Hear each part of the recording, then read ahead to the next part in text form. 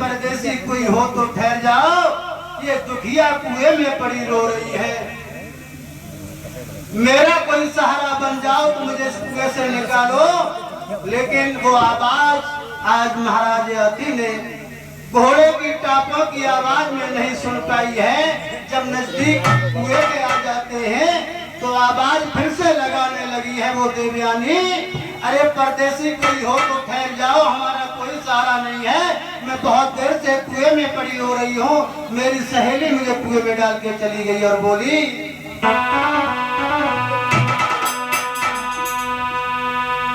कि घोड़ा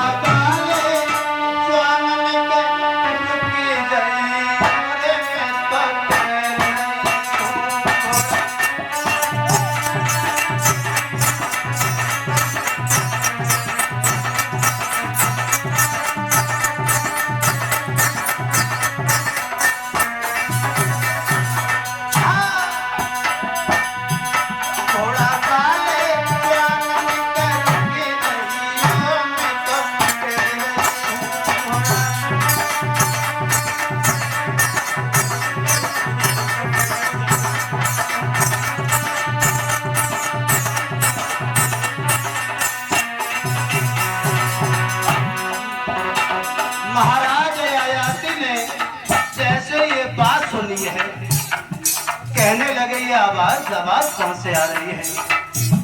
घोड़े से उतरे हैं, इधर उधर देखने लगे हैं, तब तक फिर से आवाज लगाई है देवयानी ने, परदेसी अरे कोई आवाज मेरी सुन रहा हो तो मुझे कुएं से निकाल दो। कुएं के पास गए महाराज ययाति ने देखा है कि कुएं में बेटी पड़ी है। जैसे उस बेटी को कुएं में देखा है, जवाब दिया, तुम कौन हो, इस कुआं में तुम कैसे गिर पड़ी हो। तो जवाब दिया है देवयानी ने,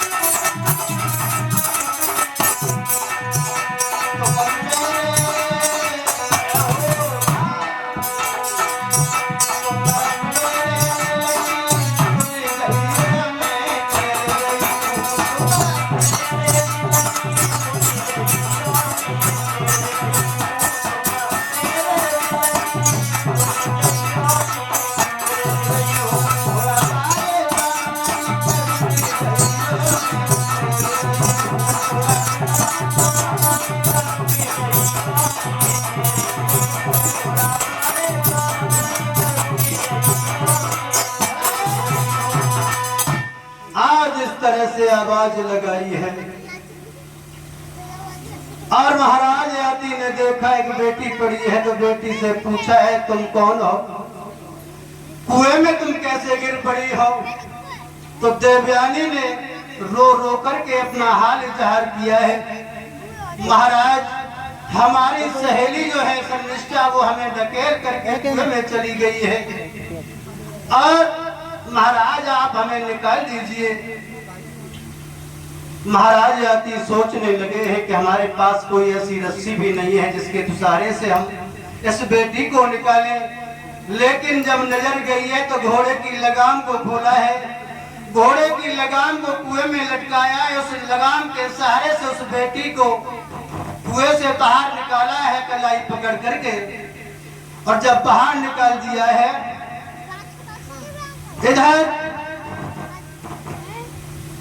बाहर जब निकाला है, बाहर निकाल करके महाराज आती घोड़े पे सवार होकर के जब चलने के लिए उद्यत हुए हैं, आज देवयानी ने कलाई पकड़ ली। कहने लगी महाराज आप कहाँ जा रहे हो? क्यों? आप कहाँ जा रहे हो? अरे क्या पागल हो गई हो? अरे तुम नरक कुंड में पड़ी थी, भीतर अंदर कुआं की पड़ी थी और मैंने निकाल के बाहर कर दिया। तुम्हारा काम हो गया, मैं जा रहा हूँ। तुम्हें क्या मतलब है? महाराज आती पूछने लगे देखो देवयानी, बोलो। मैंने तुम्हें कुएं से बाहर निकाल दिया है। हाँ। तुम कुएं में पड़ी रो रही थी, इसलिए मुझे तरस आ गया। अच्छा। और तो आप अपने घर जाइए। प्रभु, हाँ, आपने कुएं से निकाल दिया, आपको तरस आ गया। पुण्य को तरस आ जाना चाहिए आपको। लेकिन देवयानी बोलो। ये बताओ तुम्हें कुएं में कौन डाल के गया था? तुम्हारी सहेली का नाम क्या था? ये कौन थी? तुम्हें ना मालूम है? हाँ। अब वो थी या न थी या बिल्कुल न थी। मेरी बात तो सुनो, अगर मेरे ऊपर थोड़ा एहसान कर दो। आज जब ये पूछा है तो बताने लगी है वो देवयानी बृहस्पति की जो बेटी शर्मिष्ठा थी उसके बारे में।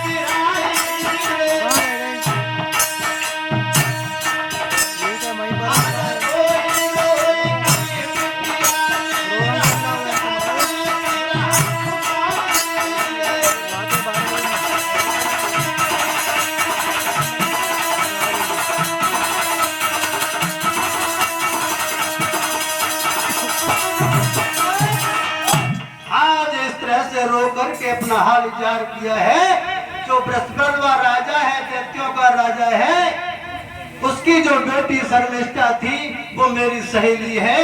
आज वो हमें कुएं में गिरा के चली गई थी महाराज, इसलिए आप हम पर मुझ पर दया कीजिए महाराज।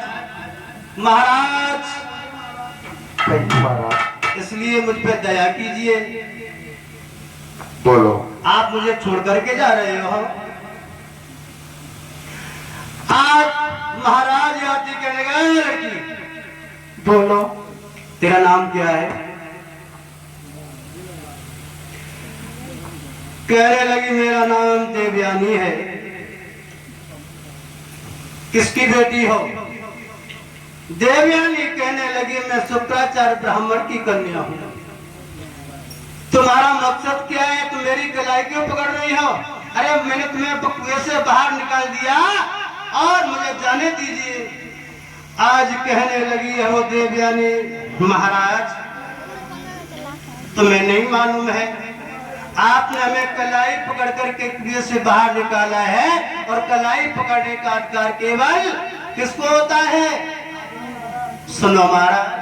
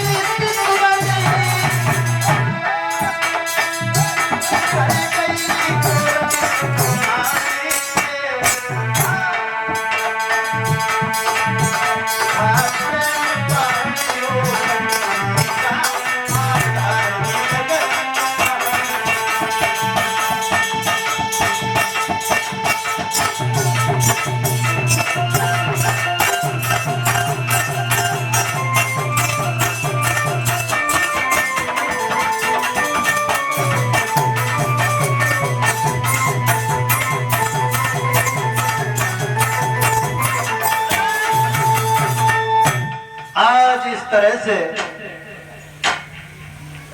जवाब दिया है कि कुएटा से तुमने हमें निकाला है, कुएटा से हमें निकालो है, तुमने ही गही कलाई है, ये आत्मा मेरी कह रही है तुम्हें दुल्हा ने बनाई है। जैसे ये शब्द महाराज यात्री ने सुने हैं, चीख करके कह लगे लड़की कोई बात होगी क्या? अरे तुझे मैंने कुएं से क्या निकाल दिया? हाँ, यानी तेरे तो अरमान ही बदल गए महाराज। हाँ, अगर जो आप बता रहे हो तो बोला ना करो, तुमने ना मानोगे। मैं तो मम्मी के सामने मानूंगी। देखो देवयानी, तुम एक शुक्राचार्य ब्राह्मण की कन्या हो और मैं अहीर हूं, यानी क्षत्रिय हूं, चक्रवर्ती सम्राट हूं और एक क्षत्रिय के साथ में एक ब्राह्मण कन्या की शादी कैसे हो सकती है? ऐसा नहीं हो सकता है। इसलिए तुम्हारी शादी किसी ब्राह्मण के साथ में होगी। लेकिन आंखों में आंसू लेकर के कहने लगी है वो देवयानी, महाराज मेरी शादी ब्राह्मण के साथ नहीं होगी। बोली है वो,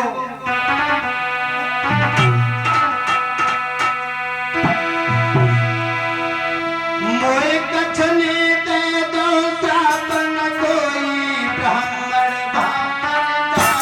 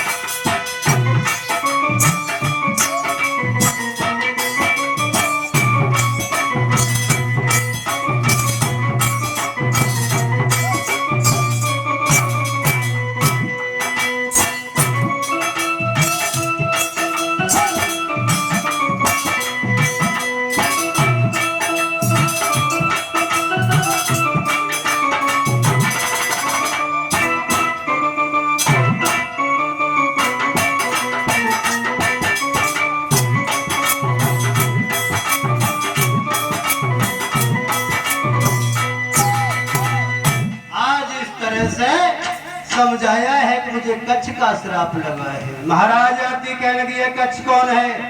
अरे हमारे तुम्हारे बीच में ये तीसरा कौन आ गया? देवयानी कहने लगी है देखो महाराज आती, महाराज ये कच्छ जो है बृहस्पति देव का बेटा है। जो देवताओं के गुरु बृहस्पति देव हैं उनका बेटा ये कच्छ है। उसने श्राप कैसे दिया तुम्हें? आज देवयानी बताने लगी है देखो महाराज, एक दिन का जिक्र है, आपने देखा है कि राक्षसों में और देवताओं में युद्ध होता चला रहा है। आज भी आप देख रहे हैं, आज भी देख रहे हैं ना? है? जो बिना बात के आपस में भिड़ जाते हैं, मदरा पान करते हैं, अब तो आप देख ही रहे हैं। लेकिन बुरा मत मानना, जो पीते हो, जो मदरा पान करते हैं वो राक्षस प्रवृत्ति के ही लोग हुआ करते हैं। लेकिन सब नाए हरिहरपुर में तो सब बढ़िया है, जहाँ कोई ना है। तो देवता और राक्षसों में युद्ध चलता आ रहा है। जो हमारे पिता शुक्राचार्य हैं वो दैत्यों के गुरु हैं, राक्षसों के गुरु हैं। जब भी कोई देवता यानी को मार देता है तो हमारे पिता संजीवनी विद्या से उसे जिंदा कर देते हैं। इस बात से तंग आकर के वो कच्छ एक दिन आया और हमारे पिता शुक्राचार्य के पैरों में पड़ गया और रोने लगा। कहने लगा है, देखो गुरुदेव, ब्राह्मण देवता, हमें अपना शिष्य बना लीजिए। तो हमारे पिता शुक्राचार्य ने ये कहा, देखो कच्छ, तुम्हारे पिता और मैं एक दूसरे के विपरीत हूँ। मैं राक्षसों का गुरु है, तुम्हारे पिता देवताओं के गुरु हैं, इसलिए हम तुम्हें शिष्य नहीं बना सकते। कच्छ रोने लगा है, कहने लगा है, देखो आप हमें शिष्य स्वीकार नहीं करोगे तो मैं अपनी आत्महत्या करके मर जाऊंगा। जब ये दशा देखी है तो मेरे पिता मजबूर हो गए और उस कच्छ को शिष्य बना लिया।